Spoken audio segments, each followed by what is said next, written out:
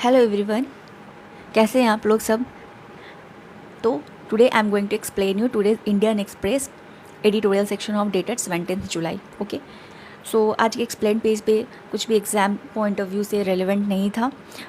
Editorial sections में कुछ articles हैं जो कि काफ़ी इंपॉर्टेंट है एग्ज़ाम पॉइंट ऑफ व्यू से। और देखिए, पेपर हमें दो तरीके से पढ़ना है, दो चीज़ों के लिए पढ़ना है, ठीक है। We have to newspaper for the aspiring officers.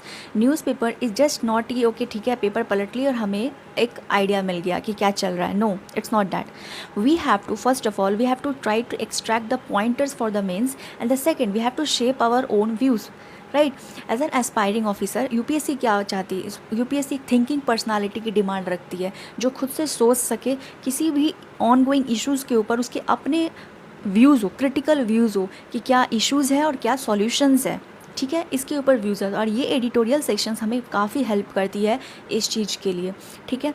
तो देखिए, इसमें आज हम लोग कौन कौन से आर्टिकल के बारे में पढ़ेंगे। सबसे पहले we are going to study about this thing ahead of the big deal, strike a careful balance. अब ये आर्टिकल एग्जाम के लिए हमें कोई मेंस के पॉइंटर्स नहीं दे रहे हैं, बस ये व्यूज़ सेव कर रहे हैं, ठीक। कुछ ऐसे इंटरनेशनल इश्यूज़ होते हैं या ऑनगोइंग इश्यूज़ होते हैं जो बहुत लंबे समय से चल रहे होते हैं, right.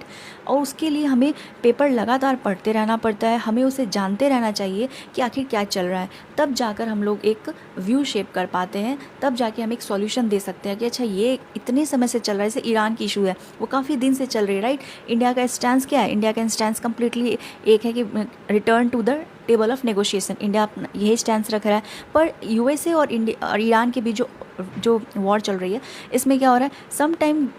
Some time Iran is on the upper hand, some time USA is on the upper hand. तो we have to keep watching what is happening, ठीक है। In the alignment of that particular thing only Indian foreign policy can be shaped. Second thing we are going to, ये जो है ये article जो है आपका ahead of the big deal, ये ट्रेड रिलेशन के ऊपर है, इंडिया यूएस ट्रेड रिलेशन के ऊपर है, पर्टिकुलर यूएसए टैरिफ रिजीम के ऊपर। ये article then we will study about this NATO's transformation open the possibility for India. This is a very important article, okay, from the NATO's point of view. उसके बाद देखिए ये article, remember who real stakeholders are. ये भी एक बहुत ही important article है। यहाँ से हमें मेंस के पॉइंटर्स भी मिलेंगे और यहाँ से हमारे व्यूज़ भी शेप होंगे, ठीक है। ये आर्टिकल जो नेटो के ऊपर है, इसमें भी हमें मेंस के काफ़ी पॉइंटर्स मिलने वाले हैं।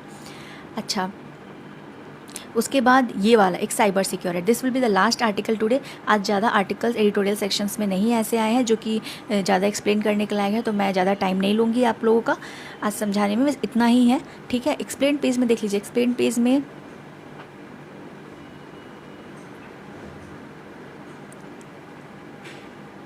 और लगता है एक्सप्लेन पेज चला गया। एक second, just give me a minute, what is this happening.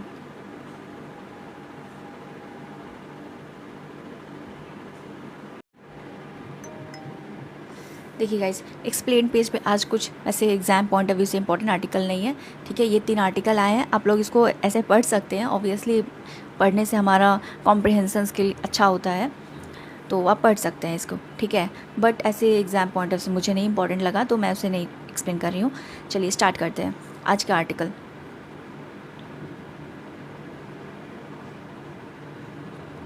आज का पहला आर्टिकल जो है ये देखिए, ट्रम्प एडमिनिस्ट्रेशन लगातार अलग अलग तरह के टैरिफ्स इम्पोज कर रही है, ना सिर्फ इंडिया पे और भी अपने एलाइज़ के ऊपर। तो इंडिया के पर्सपेक्टिव से अभी रिसेंटली क्या है कि Trump America has impose 12.5% tariff duty on the countries on the pretext of bonded labour, ठीक है। उनका बोलना है कि ये कंट्रीज़ में बॉन्डेड लेबर के तहत काम हो रहा है, तो इस कंट्री पर हम लोग इतना टैरिफ लगा रहे हैं 12.5% का, ठीक है। और इसमें इंडिया भी आता है।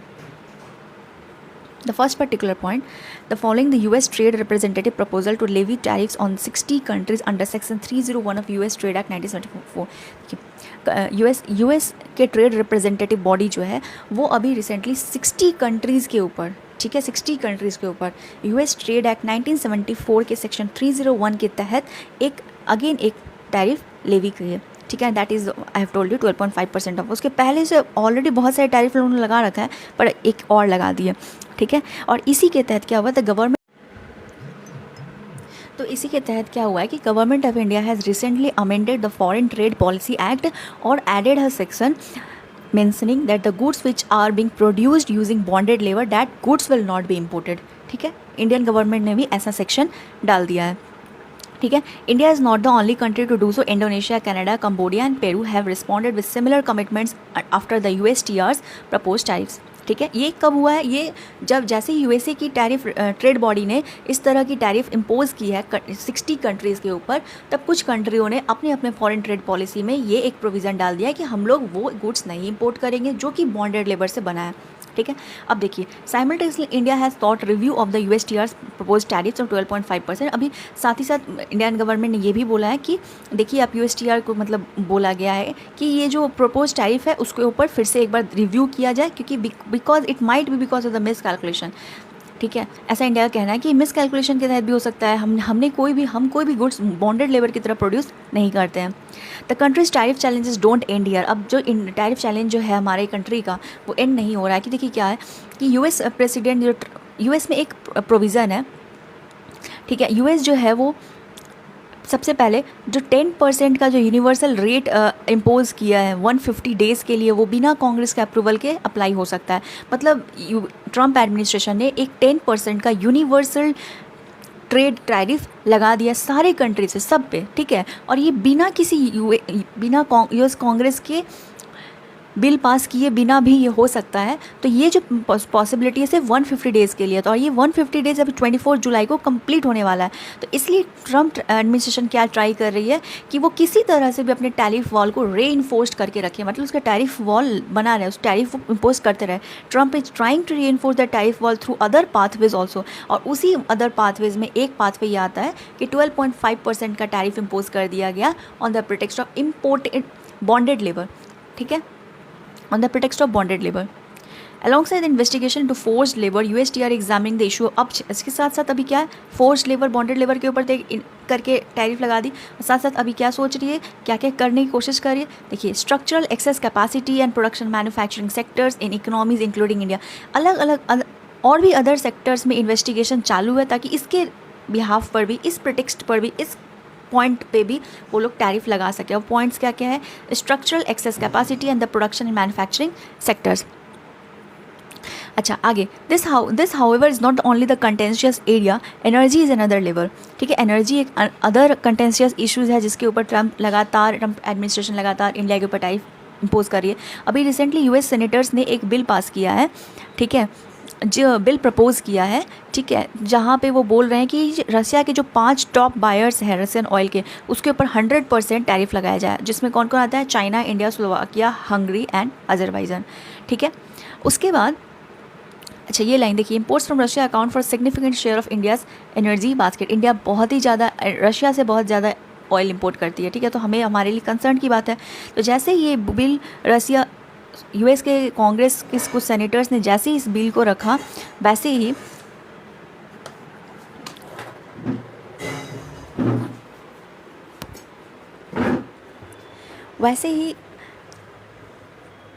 सॉरी गाइस, थोड़ा सा डिस्टर्बेंस हो रही थी. ठीक है, देखिए, वैसे ही हमारे PSU में जो है उन्होंने डील की है कि वो 10% का LPG रिक्वायरमेंट्स इंपोर्ट करेंगे US से. उसके बाद in recent months Indian government has pushed through trade deals with countries such as UK and Australia as well as the EU. अभी रिसेंटली जो हमने FTA साइन किया, राइट, UK के साथ, हमने ऑस्ट्रेलिया के साथ भी ट्रेड डील साइन किया, EU के साथ हमने FTA साइन किया है. तो हमारे साथ, लेकिन US के साथ जो कि लार्जेस्ट इकोनॉमी है वर्ल्ड की, उसके संग FTA साइन करना अभी बाकी है. तो हमें जल्दी से उसके साथ साइन करना है, क्योंकि हमारा जो रिलेशन है that relation has got marred between the 2 countries USA and India. But trade तो एक्सपैंड कर रहा है, चाहे जितना भी टैरिफ हो, बट एक ट्रेड चल रहा है. तो हमें जल्दी से FTA साइन करके अपना ट्रेड रिलेशंस को अच्छा करते हुए अपने रिलेशन को भी अच्छा करना है. The last point, as Delhi moves ahead to expand its market and protect its interest, it will have to carefully navigate its mindful way of an unpredictable White House. अब देखिए, हम लगातार FTA साइन कर रहे हैं अलग अलग कंट्री से. तो आर्टिकल का ये बोलना है कि दिल्ली गवर्नमेंट को जो है, जो कि लगातार अपने मार्केट को एक्सपैंड कर रही है, अपने इंटरेस्ट को प्रोटेक्ट कर रही है, उसे केयरफुली नेविगेट करना है and have to be mindful that about the unpredictable White House. अभी किसको पता था कि बॉन्डेड लेबर के ऊपर रह के 12.5% की टैरिफ इम्पोज कर दी जाएगी, राइट. तो it's an unpredictable White house trade क्या होगा, तो इस पर हमें ध्यान रखना है. ठीक है, सो गाइज देखिए नेक्स्ट आर्टिकल है नाटोज transformation opens possibilities for India. This is a very important article, exam में क्वेश्चन भी आ सकता है। What is the relevance of NATO in the present context. देखिए क्या हुआ है, सबसे पहले मैं आपको थोड़ा सा ओवरव्यू दे देती हूँ नाटो के बारे में, ठीक है। See NATO has been a cornerstone of the western security architecture for decades, ठीक है। 1949 में नाटो का फॉर्मेशन हुआ था, ठीक है, आगे as a bulwark against the Soviet expansion. देखिए इसका मतलब ये हुआ 1949 में एक नाटो का फॉर्मेशन हुआ था, एक बॉडी फॉर्म बनाई गई थी और ये कोल्ड वॉर एरा में बनाया गया था, जिसमें एक कलेक्टिव सिक्योरिटी का मैंडेट है। इसमें एक आर्टिकल 5 है, आर्टिकल 5 के तहत कलेक्टिव सिक्योरिटी का मैंडेट है कि अगर कोई एक कंट्री, जितने भी कंट्रीज़ है नाटो में 32 कंट्रीज़ है, ठीक है, तो इसमें एक मैंडेट ये है कि अगर किसी एक कंट्री पर अटैक होता है तो पूरे के पूरे नाटो जो है कंट्री मिलकर अटैक करेगी। और ये बनाया गया था सोवियत यूनियन से बचने के लिए, ठीक है। तो नाटो क्या है, नाटो एक कॉर्नर स्टोन है वेस्टर्न सिक्योरिटी आर्किटेक्चर का। लेकिन क्या हुआ ओवर द टाइम, क्या होते गया कि जैसे जैसे टाइम बीता, कोल्ड वॉर तो ख़त्म हो गया। अब कोल्ड वॉर ख़त्म होने के बाद भी नाटो बना रहा, जबकि वॉर्सो बनाया गया था सोवियत यूनियन के द्वारा। वॉर्सो तो हटा दिया गया बट नाटो कंटिन्यू रहा। बट विद द टाइम क्या हुआ कि जो नाटो है, जो 32 मेंबर मिलिट्री अलायंस है, वो अपना ओरिजिनल जो पर्पस था उसको भूलकर एक अमेरिकन पावर प्रोजेक्शन की वहीकल बन गई। जहाँ जहाँ अमेरिका लड़ाई करता था वहाँ वहाँ नाटो कंट्रीज़ अपनी मिलिट्री को भेजती थी। इस तरह का बन गया। प्लस क्या हुआ कि नाटो है मतलब कौन कौन से कंट्रीज़ है, यूरोप के कंट्रीज़ है, राइट, कनाडा है, यूएसए है, यूरोप के कंट्रीज़ है। तो इन द एंटायर यूरोप अलग अलग मिलिट्री बेसिस यूएसए ने बना रखे हैं। तो ये मिलिट्री बेसिस यूरोप ने बना रखे हैं, जिसको time to time America use करता है। अमेरिका अफगानिस्तान में गया तो वहाँ भी नाटो मेंबर्स ने अपने मिलिट्री को भेजा। अमेरिका वियतनाम में गया, वहाँ भी, कहीं भी अमेरिका जाता वहाँ पे नाटो के मेंबर कंट्रीज़ के मिलिट्री जाते थे, right.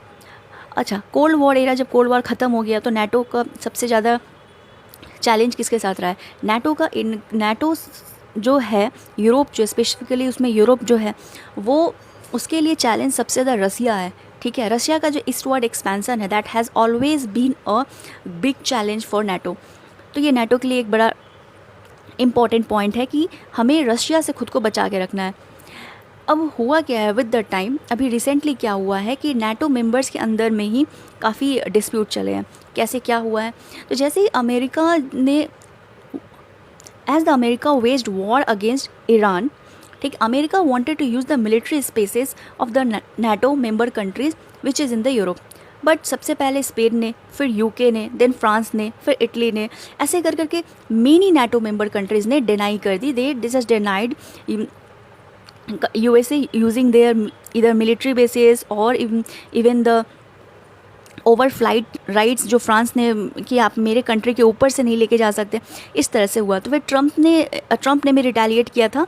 Trump said that NATO is nothing but a paper tiger without US. ऐसा क्यों है, क्योंकि नाटो में जो मिलिट्री डिफेंस आर्किटेक्चर है, मिलिट्री जो है, उसमें सबसे ज़्यादा यूएसए इन्वेस्ट करते आ रही है, बाकी के यूरोप कंट्रीज़ बहुत ही कम करती है। तो ऐसे भी तो ट्रंप बोल रहे थे कि नाटो मेंबर कंट्रीज़ को, जो यूरोप को अपनी सिक्योरिटी के लिए इन्वेस्ट करना पड़ेगा, आप पैसे डालो, ठीक है, ऐसा अमेरिका बोल रही थी। उसके साथ साथ जैसे as the America waged war against Iran, तो none of this countries supported. तो Trump called the NATO as a paper tiger without US. उसके साथ साथ एक और जो कंटेंसेशन है वो ये है, Trump want to acquire Greenland which is under Denmark. Denmark is also a NATO member country. तो यूरोप की बाकी कंट्रीज़ जो है वो एकदम अपोज करती है इस चीज़ को। तो एक तरह का इंटरनल कंटेस्टेशन चल रहा है नाटो मेंबर की कंट्रीज़ के अंदर में ही। इन सब में, इतने सब में अभी रिसेंटली क्या हुआ है, टर्की में, अंकारा में एक नाटो का मीटिंग हुआ था, रिसेंट मीटिंग हुआ था, ठीक है। तो उसमें क्या हुआ है कि नाटो एक नया इवॉल्व करी है। सबसे पहले तो देखिए यूक्रेन में अभी ऑलरेडी वॉर चल रहा है। यूक्रेन में जो वॉर चल रहा है उसको अभी फाइनेंस करना यूएसए ने बंद कर दिया, ऑलमोस्ट कम कर दिया है। ज़्यादातर फाइनेंसिंग उसका अब यूरोप कर रही है। साथ ही साथ जो अनविलिंगनेस ट्रम्प एडमिनिस्ट्रेशन दिखा रही है, उसके वजह से भी यूरोप में काफ़ी ज़्यादा इस बात को लेकर है कि अब हमें अपने डिफेंस को अपने ध्यान रखते हुए काम करना है। तो अभी टर्की में जो मीटिंग हुई थी नाटो की, उसमें क्या हमें देखने को मिला, देखिए उसमें ये देखने को मिला, सबसे पहला पॉइंट, सबको एक क्या अभी इंटरिम स्ट्रैटेजी क्या है? इंटरिम स्ट्रैटेजी ये है कि they will keep flattering the Trump, कि ट्रम्प को एक मतलब ट्रम्प की चापलूसी करते रहेंगे, ट्रम्प को मनाए रखेंगे, पर साथ साथ they will invest heavily in their own defence system and they will work to bring to construct a big deterrence for themselves, ठीक है। और इसके साथ साथ उन्होंने डिफेंस में भी कुछ अभी इन्वेस्ट किया था, ठीक है, ताकि यूएसए की जो मिलिट्री कॉम्प्लेक्स है उसमें भी कुछ इन्वेस्टमेंट जाए तो ट्रम्प खुश रहे, ठीक है। वो कितना था, just let me tell you,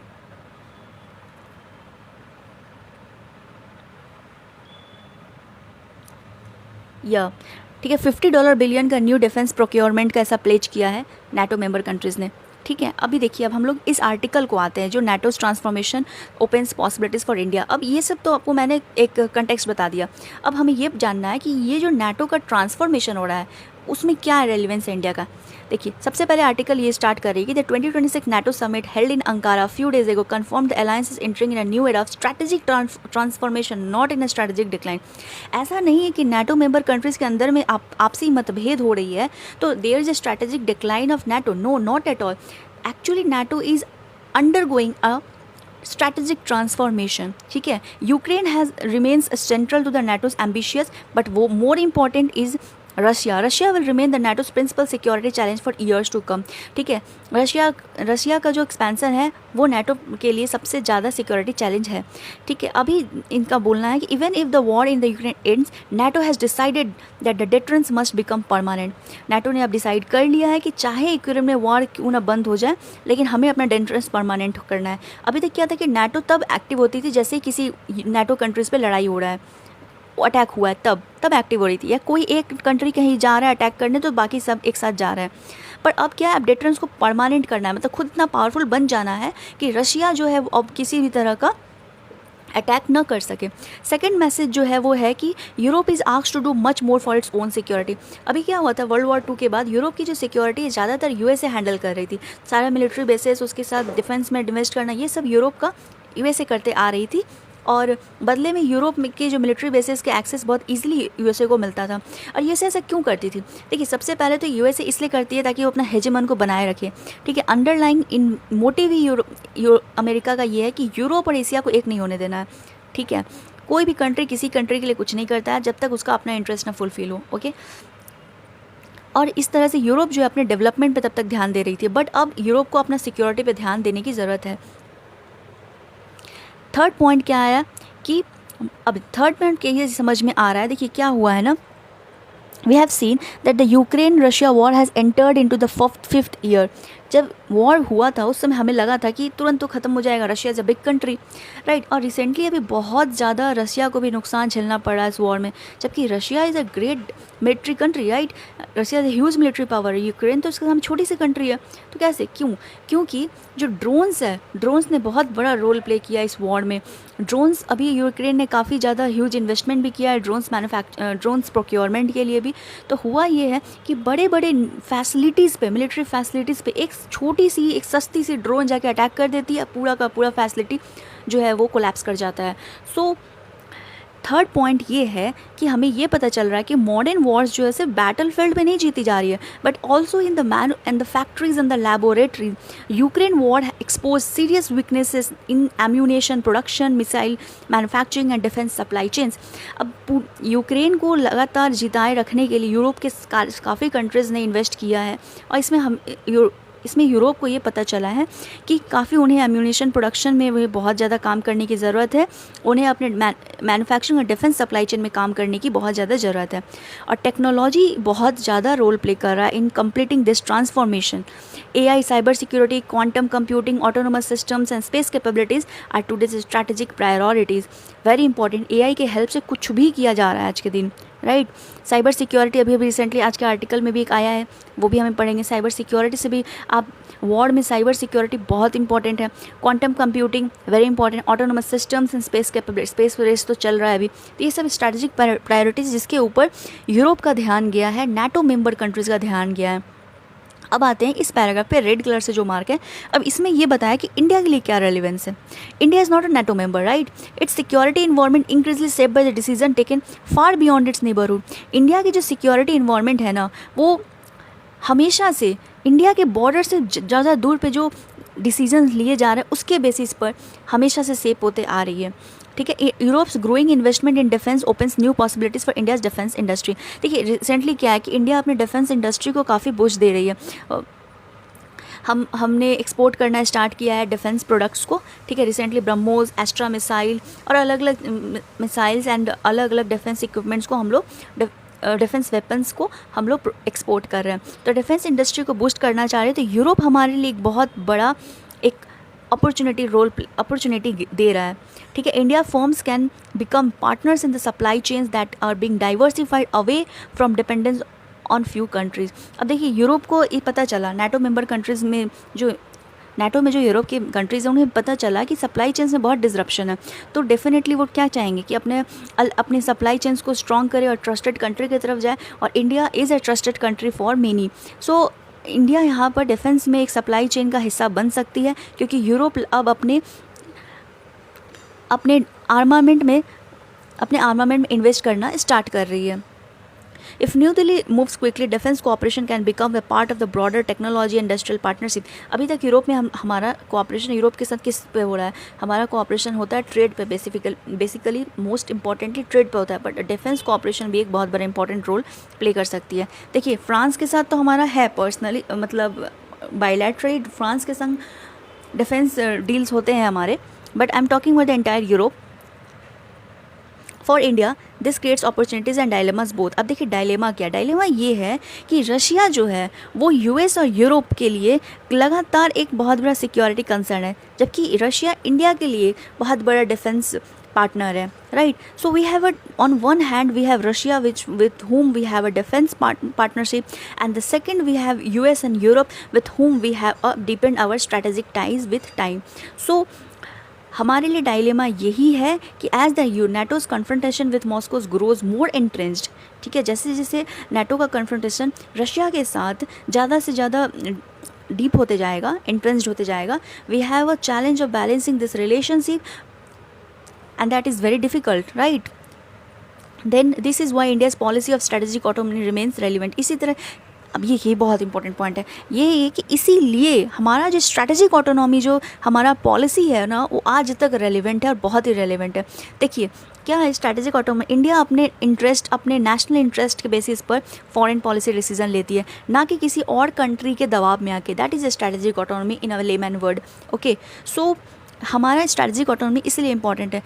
हमसे नहीं एक्सपेक्ट किया जाएगा कि अगर हम डिफेंस कोऑपरेशन करते हैं यूरोप के साथ, तो हमसे एक्सपेक्ट नहीं किया जाएगा कि आप रशिया से अलग हो जाओ, कभी नहीं एक्सपेक्ट किया जाएगा, because everybody knows that India follow strategic autonomy.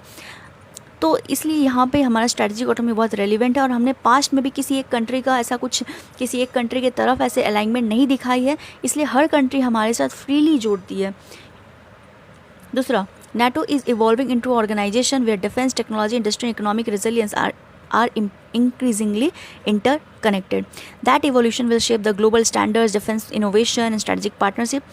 अब देखिए ये से जो evolution है, ये हमारा स्ट्रैटेजिक पार्टनरशिप और डिफेंस इनोवेशन इन सब में काफ़ी पार्टनरशिप का रोल प्ले करेगा। और यहाँ पे लास्ट में आर्टिकल में ऑथर ये बोल रहे हैं कि the policymaker should not ask that what will the benefit Europe security armament will give us. Rather, we should say that in this transformation, how India can build its defense partnership with Europe while preserving its strategic autonomy. अगर हम लोग इसको अच्छे से करते हैं तो हमारे इकोनॉमिक और स्ट्रेटेजिक एडवांटेजेस होंगे, गेंस होंगे। ठीक, इकोनॉमिक एडवांटेज तो होंगे ही और सिक्योरिटी एडवांटेज भी होंगे, right, from this transatlantic rearmament wave. देखिए इस आर्टिकल में काफ़ी अच्छे वर्ड्स हैं, ओके। अच्छा, इसके साथ साथ अगर हम लोग इसको पुअरली हैंडल करते हैं तो क्या होगा, डिपेंडेंसी हो जाएगी। कैसे होगी डिपेंडेंसी? क्योंकि देखिए यूरोप अगर अपने डिफेंस में इन्वेस्ट करेगा तो सिर्फ वो अपने लिए नहीं करेगा। कोई भी कंट्री जब डिफेंस में बहुत ज़्यादा इन्वेस्ट करती है तो सिर्फ अपने लिए नहीं करती है, they want to export also. अगर वो हमारे एनिमी कंट्रीज़ को एक्सपोर्ट करने लग गई तब, या फिर ऐसा हो कि हमारा जो सप्लाई चेन्स वो बना रही है डिफेंस के लिए बनाएगी, सब कुछ तो नहीं बन सकता ना, सप्लाई चेन्स डाइवर्सिफाई करना पड़ेंगे उन्हें। तो अगर वो चाइना को इन्वॉल्व कर ले तब, तो हमारा जो स्पेस होना चाहिए था वो चाइना ले ले अगर, या कोई और कंट्री ले ले, तो हमारे लिए वो क्या होगा, नुकसान होगा। देन दिस आर्टिकल, देखिए इसमें क्या है, इसमें प्राइवेट इक्विटी के बारे में बात की गई है in the education and the health care sector. देखिए ऑथर ये बता रही हैं कि जैसे जो ग्रुप्स है Apollo, Fortis, max, Manipal and Narayana account, ये जो है ये इंडिया के टोटल प्राइवेट हॉस्पिटल बेड्स में से 5% के इन्वेस्टमेंट है। तो ज़्यादातर इन्वेस्टमेंट कहाँ से आ रही है, प्राइवेट इक्विटी से आ रही है। प्राइवेट इक्विटी क्या होती है, प्राइवेट इक्विटी एक तरह का इन्वेस्टमेंट फंड है। जैसे कि मान लीजिए कि 10 लोग हैं, 10 लोग मिलकर अलग अलग पैसा डाल रहे हैं, एक फ़ंड में डाल रहे हैं, और ये फंड का जो ओनर है वो कहीं और जाकर इन्वेस्ट करेगा। तो ये प्राइवेट इक्विटी हो गई। और जो इन्वेस्टर्स हैं इस इक्विटी फंड में, जो इन्वेस्टर्स हैं उनको क्या चाहिए, सिर्फ प्रॉफिट चाहिए। वो ये नहीं देखने जा रहे कि आप कहाँ इन्वेस्ट कर रहे हैं, राइट। और जो ओनर है इस फंड का, वो क्या करेगा, वो कहीं कहीं इन्वेस्ट करेगा। और सबसे ज़्यादा इन्वेस्टमेंट जो भी हो रहा है वो यहाँ बताया जा रहा है कि मेडिकल सेक्टर में हो रहा है, मेडिकल हेल्थ केयर में हो रहा है। इससे ये पता चल रहा है कि इंडिया के पास ह्यूज मार्केट है, Indian and international, which will ensure that wholesome returns will be there. फिर ऑथर ये बता रही है कि पब्लिक हॉस्पिटल्स तो राइजिंग डिमांड, जो इंडिया में हेल्थ केयर के लिए राइजिंग डिमांड है, उसको मीट नहीं कर पा रही है। प्राइवेट इन्वेस्टमेंट जो है उसको इंकरेज करना पड़ेगा पॉलिसी के थ्रू। India needs thousands of additional hospital beds, diagnostic facilities, specialised medical services, rehabilitation centres, home care services and medical colleges. लेकिन ये बिना किसी प्राइवेट इन्वेस्टमेंट के India will struggle to meet the health care needs of ageing population. ठीक है, तो policy makers को private investment encourage करना पड़ेगा। ठीक है, अब देखिए यहाँ पे नेक्स्ट पैराग्राफ में प्राइवेट इक्विटी फंड्स पे आ गए ऑथर ने, बोल रही हैं कि प्राइवेट इक्विटी फंड्स जो है वो एक फिड्यूशियर ड्यूटी कैरी करती है कि वो अट्रैक्टिव रिटर्न को डिलीवर कर। जैसे मान लीजिए मैं अगर किसी इक्विटी में इन्वेस्ट करूँगी तो मुझे क्या, मतलब मुझे प्रॉफिट चाहिए होगा, राइट। मुझे ये नहीं पता है कि वो पैसा कहाँ लगाया जा रहा है, मुझे बस प्रॉफिट चाहिए। तो अगर वो प्राइवेट इक्विटी जो इन्वेस्ट फंड के जो ओनर है वो अगर कहीं और जाके इन्वेस्ट कर रहे हैं, हेल्थ केयर में डाल रहे हैं पैसा, तो वो क्या चाहेंगे कि हेल्थ केयर में भी डाल रहे हैं। तो वहाँ पे वो ये नहीं देखेंगे कि पब्लिक को कितना, वहाँ के जो कस्टमर्स हैं, उस हॉस्पिटल के जो कस्टमर है उनको कितना बेनिफिट हो रहा है। वो ये देखेंगे कि वो हॉस्पिटल कितना पैसा रिटर्न दे पा रहा है। तो focus is most exclusive financial performance, right. तो ये जो है, और हम लोग ऐसा, मतलब नेक्स्ट पैराग्राफ में ऑथर ये बोल रही हैं, this is neither improper nor unusual. Capital 6 returns, कोई अगर इन्वेस्टमेंट कर रहा है तो उसे रिटर्न चाहिए ही ना, ठीक है। फाइनेंशियल प्रोग्रेस उन्हें देखा चाहिए। अच्छा, तो अब ऑथर गवर्नमेंट से बोल रही है कि government has responsibility to ensure that returns are achieved not merely through cost cutting और expansion but through efficiency and quality. जो रिटर्न्स जो है medical health care sector private equity को देगी, उसको वहाँ एफिशिएंसी के थ्रू, क्वालिटी एक्सपेंशन के थ्रू है, ना कि कॉस्ट कटिंग के थ्रू। ऐसा ना हो कि जो पेशेंट्स हॉस्पिटल में जा रहे हैं उनको अच्छी सर्विसेज नहीं मिल रही है, बस लगातार उनके सर्विसेज के लिए चार्जेस बढ़ाए जा रहे हैं, उसको एक्सपेंसिव किए जा रहे हैं और किसी तरह से प्रॉफिट अर्न किया जा रहा है। ऐसा नहीं होना चाहिए, राइट। उसके बाद private equity funds demands for high returns can push hospital to raise. अब देखिए प्राइवेट इक्विटी डिमांड्स जो है वो हाई रिटर्न्स, फंड्स जो है वो हाई रिटर्न्स डिमांड करते हैं। तो इससे क्या होगा, हॉस्पिटल के चार्जेस बढ़ जाएंगे और भी ज़्यादा, राइट। एग्रेसिव बिलिंग प्रैक्टिस हो सकता है। तो ये जो है इसके ऊपर सरकार को ध्यान देना पड़ेगा। Transparency on both cost and outcomes is therefore essential. इसीलिए कॉस्ट के ऊपर, कि जो हॉस्पिटल के जो कॉस्टिंग है उसके ऊपर और जो डिलीवरी हॉस्पिटल दे रही है उसके ऊपर, दोनों के ऊपर एक ट्रांसपेरेंसी होनी चाहिए, ठीक है। Health care can not be judged by the consumers at the point of purchase. Patients can not assess the necessity और the quality of treatment in advance. पहले से तो नहीं पता चलता है, पेशेंट को पता नहीं रहता कि कैसा ट्रीटमेंट होगा हमारा, कैसा सही होगा, क्या कॉस्टिंग है, क्या होगा नहीं होगा, अच्छे से ट्रीटमेंट देंगे कि नहीं। ऐसे तो हम लोग सुन के चले जाते हैं हॉस्पिटल में, बट इन पर्टिकुलर किसी पेशेंट को उस समय नहीं पता होता है जब वो उस हॉस्पिटल में जा रहा होता है, सर्विस लेने के बाद पता चलता है। तो इसलिए This remain unaware of which institutions have lower infection rates, better surgical outcomes, fewer readmissions within 30 days, offer shorter। देखिए अभी क्या होता है, सर ये बता रही हैं कि हॉस्पिटल्स में ट्रांसपेरेंसी नहीं है।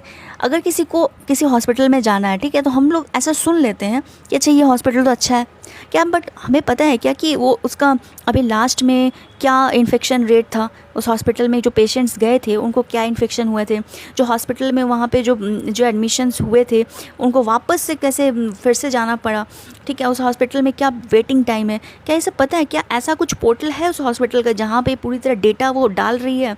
ऐसा कुछ ट्रांसपेरेंसी है नहीं, और हॉस्पिटल लगातार इस तरह के ट्रांसपेरेंसी को रेजिस्ट करती है। उनका बोलना है कि हम तो ऑलरेडी एक्रेडिटेशन लेके रखे हैं, ठीक है, बट ये सब क्या, ये वॉलंटरी एक्रेडिटेशन है। हमें क्या चाहिए? हमें ट्रांसपेरेंसी चाहिए, हमें डेटा चाहिए हॉस्पिटल के बारे में। They have no authority to mandate disclosure of standardized data on quality and outcomes. उनके हॉस्पिटल की क्वालिटी और आउटकम से कोई डेटा रिलीज़ नहीं हो रही है। अब देखिए, hospitals also point to the multitude of laws they already comply with. Already वो बोल रहे हैं कि हम लोग इतने सारे लॉज है, clinical establishments, national medical commission directive, drugs and cosmetics act, pollution control act and host of fire, labour, environmental regulation, इन सारे एक्ट्स के तहत हम लोग ऑलरेडी कंप्लाई कर रहे हैं, वो ऐसा बोल रहे हैं। बट देखिए क्या होता है, they lament the fragmentation of oversight. इसका मतलब क्या हुआ कि जब क्या होता है, किसी भी इंस्टीट्यूट को रूल करती है, रेगुलेट करती है, डिफरेंट लॉज रेगुलेट करती है ना, तो वो फ्रैगमेंट हो जाता है। कोई एक पर्टिकुलर कॉम्प्रिहेंसिव लॉ अगर अपना रूल्स बना के उसको रेगुलेट करने की कोशिश करेगी, या कोई एक रेगुलेटरी बॉडी उसको रेगुलेट करने की कोशिश करती है, तो रूल्स फ्रैगमेंटेड नहीं है, उसे पता है कॉम्प्रिहेंसिवली ये 10-20 रूल है, हमें फॉलो करना है। बट अगर अलग अलग बॉडीज़ रेगुलेट करती है तो रूल्स बिकम फ्रैगमेंटेड, कोई ये रूल्स लेके आ रही है, कोई ये रूल्स लेके आ रही है। ओवरसाइट ऑल्सो बिकम्स फ्रैगमेंटेड, कभी ये बॉडी उसको देख रही है, कभी वो बॉडी उसे उसके ऊपर रेगुलेशंस प्रैक्टिस कर रही है, तो oversight becomes fragment and fragmentation of oversight is a basic concern. It's very important that fragmentation is precisely the problem. Okay, अच्छा क्या प्रॉब्लम होता है फ्रैगमेंटेशन से? क्या प्रॉब्लम होता है? फ्रैगमेंटेशन से कन्फ्यूज़न क्रिएट होता है कि हमें कौन सा रूल्स फॉलो करना है। इंस्टीट्यूशंस फ्रैगमेंटेड पॉलिसीज़ के ऑलवेज अगेंस्ट होती है, क्योंकि ease of doing the things becomes very difficult. None of these statutes mandates that a hospital provide patient centric। अच्छा, इसके साथ साथ इसमें से जितने स्टैट्यूट्स हैं, जो भी लॉज हमने अभी देखा, उसमें से कोई भी एक ऐसा मैंडेट नहीं करे कि हॉस्पिटल जो है वो पेशेंट सेंट्रिक डेटा को एक ट्रांसपेरेंट और कंपेरेबल फॉर्मेट में पेश करे। जैसे देखिए, बहुत ही एक मैं आपको एक लेमन से एग्जांपल देना चाहती हूँ। जैसे कि वो एक पोर्टल है जहाँ पर जितने भी अलग अलग होटल्स है, होटल्स के अलग अलग कौन से होटल में क्या सर्विसेज है, कौन से होटल्स में कहाँ कितने चार्जेस है, वो एक कोई प्लेटफॉर्म मुझे याद नहीं आ रहा, तो वहाँ पे लिस्टेड होते हैं। तो जब कस्टमर किसी होटल में जाना चाहते हैं तो वो कंपेयर करके देख लेते हैं कि अच्छा ऐसा इस सर्विस में, तो इसके लिए सही, इसके लिए सही, ये कर लेंगे। तो इसी तरह से हॉस्पिटल का ऐसा कुछ नहीं है। और हॉस्पिटल, कोई भी लॉ हॉस्पिटल को ये मैंडेट नहीं कर रही है कि आप पेशेंट सेंट्रिक डेटा को ट्रांसपेरेंट और कंपेरेबल फॉर्मेट में शो करिए, राइट। अब देखिए, अदर कंट्रीज़ का एग्जांपल दे रही है ऑथर बोल रही है, in other countries too allow the private equity investment in the hospital sector but they regulate the outcome। Private equity का जो इन्वेस्टमेंट हॉस्पिटल सेक्टर में तो हो रहा है, बट वो आउटकम को रेगुलेट करती है। England's care quality commission inspects both national health service hospitals and the private hospital. देखिए, इंग्लैंड की केयर क्वालिटी कमीशन है, एक बॉडी है, वो वहाँ के नेशनल हेल्थ केयर हॉस्पिटल्स और प्राइवेट हॉस्पिटल दोनों को इंस्पेक्ट करती रहती है, उसके रिपोर्ट्स को पब्लिक करती है। यूएस में हॉस्पिटल लेवल इंफॉर्मेशन पब्लिश होता है on mortality after common conditions and procedures, readmission rates, hospital acquired infections, complication, patient experiences scores and emergency department waiting time. देखिए, ये सब जो पर्टिकुलर पॉइंटर्स है, ठीक है, readmission rates, hospital acquired infection कितना हुआ था, कॉम्प्लिकेशंस कितना था, पेशेंट का एक्सपीरियंस क्या था, इन सब वेटिंग टाइम क्या था, इन सब के ऊपर यूएस की जो है वो हॉस्पिटल लेवल इन्फॉर्मेशन पब्लिश करती है। मोर्टालिटी रेट कितनी थी उस हॉस्पिटल की, सब यूएस इन्फॉर्मेशन पब्लिश करती है, ठीक है। अब क्या होता है, this allows patients to compare the hospital. अब यूएसए जब अलग अलग हॉस्पिटल्स के इन सारे पॉइंटर्स पे डेटा पब्लिश करती है, तो वहाँ के जो कस्टमर्स पेशेंट्स है वो क्या करते हैं, इजीली कंपेयर कर पाते हैं हॉस्पिटल कौन सा अच्छा है, मैं वहाँ जाऊँगी, राइट। अब नेक्स्ट है, investors know that every year this hospitals performance will be compared with other. अब वहाँ के जो इन्वेस्टर, प्राइवेट इक्विटी के जो इन्वेस्टर्स हैं, ठीक है, उन्हें पता है कि ये हॉस्पिटल का परफॉर्मेंस कंपेयर किया जाएगा। Once hospitals know that their mortality, infection rates, readmission, patient complaints and average charges are common procedures will publicly compared, market discipline begins to work. अब देखिए, हॉस्पिटल को पता है कि भाई मेरा तो कंपैरिजन होगा, इन सारे पॉइंटर्स के ऊपर मेरा डेटा रिवील करेगी सरकार, या फिर ये रेगुलेटरी बॉडी रिवील करेगी, तो मैं अच्छे से काम करूँगा, ठीक है। मार्केट में डिसिप्लिन आना स्टार्ट हो जाता है। प्राइवेट इक्विटी जो इन्वेस्ट कर रही है उन्हें भी पता है कि अच्छा ये डेटा के अकॉर्डिंग ये हॉस्पिटल में अच्छा सर्विस दिए जा रहे हैं, पेशेंट्स यहाँ पे ज़्यादा जाएंगे तो मैं यहीं पे इन्वेस्ट करूँगा। और ये देखकर क्या होता है, दूसरे हॉस्पिटल भी अपनी सर्विसेज बढ़ाने लगते हैं अच्छे से, तब ताकि उन्हें भी इन्वेस्टमेंट आए, राइट। तो private equities know all this, that's why they will follow it through their boards once it becomes a statutory requirement। वो मतलब यहाँ पे ये बोला जा रहा है कि इस तरह का रेगुलेटरी बॉडी एक बना दिया जाए कि जो कि इस तरह से रेगुलेट कर रही है इस सेक्टर को, हॉस्पिटल सेक्टर को, तो वो प्राइवेट इक्विटी देख कर जाएगी। बस यही था। अब नेक्स्ट इसमें एजुकेशन सेक्टर के ऊपर बोला जा रहा है कि एजुकेशन सेक्टर भी इसी तरह से फ्रैगमेंटेड है। अच्छा, यहाँ पे कोई लाइन आई थिंक मिस हो गया है इसमें। पब्लिक हेल्थ, ये हेल्थ केयर में एक बहुत ही इंपॉर्टेंट पॉइंट ऑथर बोली थी, यहाँ पे कहीं पे होगा, लेट मी टेल यू। जैसे देखिए, उनका बोलना है कि जिस तरह से अलग अलग इंश्योरेंस के लिए एक रेगुलेटरी बॉडी है, पेंशन फंड के लिए एक रेगुलेटरी बॉडी है, शेयर मार्केट के लिए एक रेगुलेटरी बॉडी है, वैसे हेल्थ केयर सेक्टर के लिए ना इंडिया में एक रेगुलेटरी बॉडी होनी चाहिए जो कि कम्प्लीटली इंडिया के हेल्थ सेक्टर को देखे, ठीक है। अब आते हैं लास्ट 2 पैराग्राफ जो कि एजुकेशन सेक्टर के ऊपर है।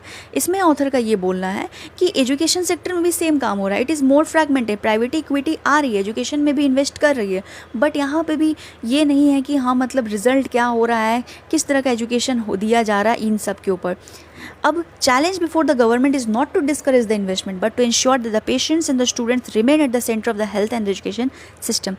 सरकार को इन्वेस्टमेंट डिस्करेज नहीं करना है। प्राइवेट इक्विटी इन्वेस्ट करिए तो बहुत ही अच्छी बात है, इन्वेस्ट करते रहें, बट हमें ये देखना है कि जो हॉस्पिटल में के सेंटर में पेशेंट रहे और एजुकेशन सेक्टर के सेंटर में स्टूडेंट्स रहे। मतलब क्या हुआ कि सर्विसेज जो पेशेंट्स को मिल रहा है और जो एजुकेशन जो स्टूडेंट्स को मिल रहा है वो एकदम हाई क्वालिटी का बना रहे। ऐसा ना हो कि प्राइवेट इक्विटी किसी में इन्वेस्ट कर रही है, हेल्थ केयर सेक्टर में इन्वेस्ट कर रही है, एजुकेशन सेक्टर में इन्वेस्ट कर रही है, तो प्राइवेट इक्विटी को तो सिर्फ प्रॉफिट चाहिए और वही हेल्थ केयर और एजुकेशन सेक्टर सिर्फ प्रॉफिट पर ध्यान दे, ना कि सर्विसेज पर ध्यान दे, ठीक है। तो इसलिए ऐसा ना हो, इसके लिए सरकार को बस इस बात पर ध्यान देना है, ठीक है। तो institutions already collect outcome data, government now needs to resolve to direct that it be made public.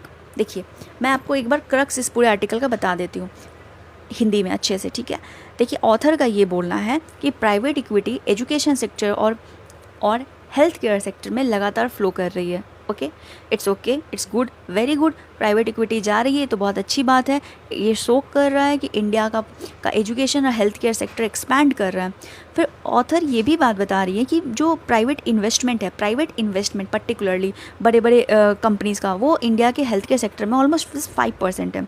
Public hospitals, public health care investment जो है वो राइजिंग डिमांड को मीट नहीं कर पा रही है। तो वन हैंड पॉलिसी मेकर्स को तो प्राइवेट इन्वेस्टमेंट को ट्रैक करनी चाहिए, पर दूसरी तरफ हमें इस बात का ध्यान देना पड़ेगा जो प्राइवेट इक्विटी, अब देखिए प्राइवेट इक्विटी कहीं पे भी जाएगी तो उसे प्रॉफिट दिखेगी। तो जिस भी हॉस्पिटल में प्राइवेट इक्विटी गई है वो हॉस्पिटल को प्रॉफिट रिटर्न करना पड़ेगा। तो सरकार को ध्यान देना है कि जो हॉस्पिटल्स हैं ना वो अच्छा सर्विस डिलीवर करे, और अच्छे सर्विस डिलीवरी के लिए कैसे पता चलेगा, उसकी डेटा जो है वो ट्रांसपेरेंट रहे, वो अपना डेटा रिवील करे। डेटा वो ऑलरेडी स्टोर करती है, सरकार को क्या करना है, उस डेटा को पब्लिक कर देना है। जब वो डेटा पब्लिक कर देगी, हॉस्पिटल के सारे हॉस्पिटल्स के डेटा पब्लिक कर दिया जाएगा, तो क्या होगा, पेशेंट्स को पता चल जाएगा कौन सा हॉस्पिटल अच्छा है, पेशेंट उसी हॉस्पिटल में जाएगी, प्राइवेट इक्विटी भी दिन उसी हॉस्पिटल में जाएगा, और इस तरह से मार्केट डिसिप्लिन स्टार्ट होगा, एक कंपटीशन क्रिएट होगा, सारे बाकी के हॉस्पिटल भी अच्छा सर्विस देना स्टार्ट कर देंगे। सेम चीज़ एजुकेशन सेक्टर में भी होनी चाहिए। एजुकेशन सेक्टर में भी प्राइवेट इक्विटी जा रही है, पर उनकी डेटा को पब्लिक करनी चाहिए सरकार को, ताकि कौन से स्कूल्स के एजुकेशन अच्छी हो रही है, कौन से स्कूल्स में बच्चों को अच्छे एजुकेशन मिल रहा है, ये बात प्राइवेट इक्विटी को पता चले। और जब इनफैक्ट बच्चों को भी पता चले, पेरेंट्स को भी पता चले, जब पेरेंट्स को पता चलता है कि इस स्कूल में अच्छा एजुकेशन हो रहा है, तो क्या होगा, ज़्यादा एडमिशन जाएगा उस स्कूल में, ज़्यादा एडमिशन जाएगा तो प्राइवेट इक्विटी और जाएगा उसमें। ये देखते हुए बाकी के जो स्कूल्स हैं और कम्पीट करेंगे, they will improve their service. ये था, ठीक है। अच्छा, ये आर्टिकल आप पढ़ लीजिएगा, बहुत इंपॉर्टेंट है। ये हमारे एग्जाम पॉइंट ऑफ व्यू से आप यहाँ से एक छोटा सा एक 4-5 लाइन का राइटअप निकाल के रख सकते हैं कि हेल्थ केयर में क्या इंप्रूवमेंट लाना चाहिए और एजुकेशन